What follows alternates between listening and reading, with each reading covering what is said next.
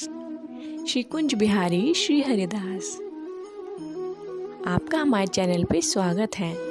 तो आज हम जो लीला कथा सुनाने वाले हैं वह कथा है कि बांके बिहारी की प्रकट कैसे हुए वृंदावन में। कृपया इसे आप पूरा सुनिएगा और इस लीला का आनंद लीजिएगा। वृंदावन में बांके बिहारी जी का विशाल मंदिर है, जहाँ देश विदेश से भक्त सिर्फ उनकी एक झलक पाने के लिए यहाँ आते हैं। कहने के अनुसार मार्गशीर्ष माह के पंचम तिथि को बांके बिहारी यहाँ प्रकट हुए थे। यह मंदिर पुराने शहर में स्थित है।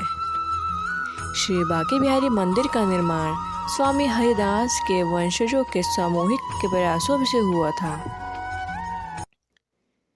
तो आप लोगों ने देखा ही होगा हमारे बांके बिहारी जी का मंदिर कितना ही पुराना है। मंदिर में बांके बिहारी के काले रंग की प्रतिमा स्थापित है। इस प्रतिमा में कृष्ण और राधा का मिला जुला रूप समाया हुआ है। इसके पीछे प्रचलित लोक कथा के अनुसार स्वामी हरिदास भगवान श्री कृष्ण को अपना आराध्य मानते थे। उन्होंने अपना संगीत कन्हैया को ही समर्पित कर रखा था।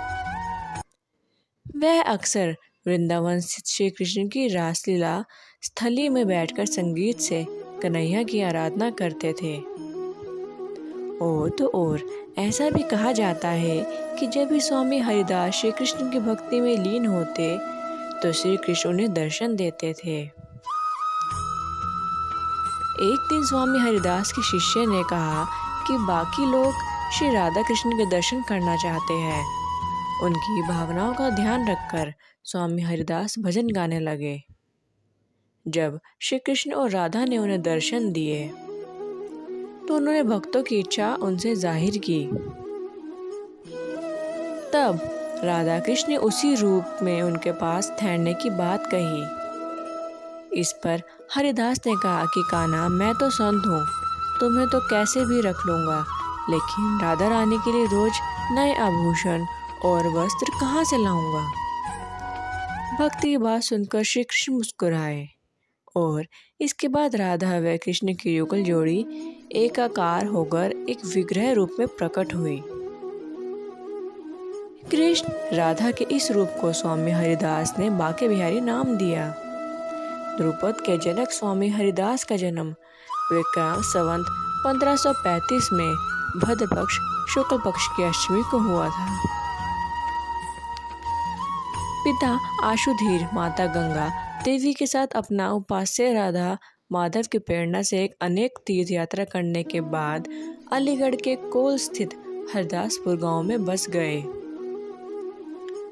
संगीत सम्राट तानसेन एवं बैजू बावरे जिस संगीतज्ञ स्वामी हरिदास के शिष्य थे।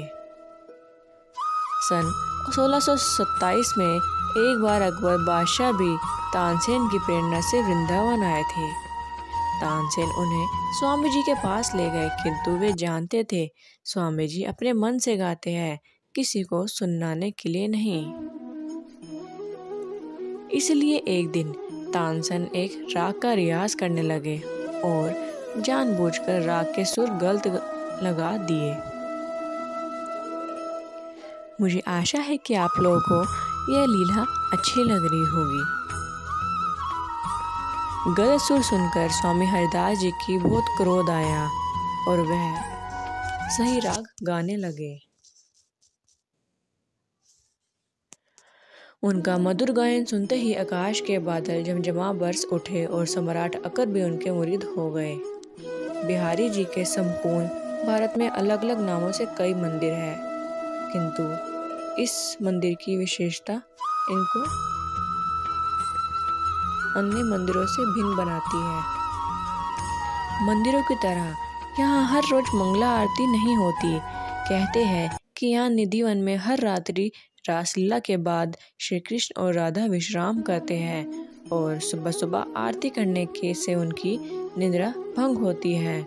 बांके बिहारी जी की मंगला आरती केवल जन्माष्टमी के दिन ही होती है। इसी प्रकार केवल शरद पूर्णिमा के दिन ही श्री बांके बिहारी जी की बंसी धारण कराई जाती है।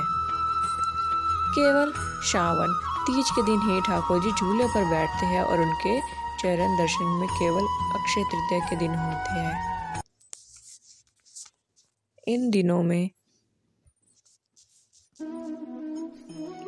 दिनों में ठाकुर जी के दर्शन के लिए बड़ी संख्या में लोग आते हैं।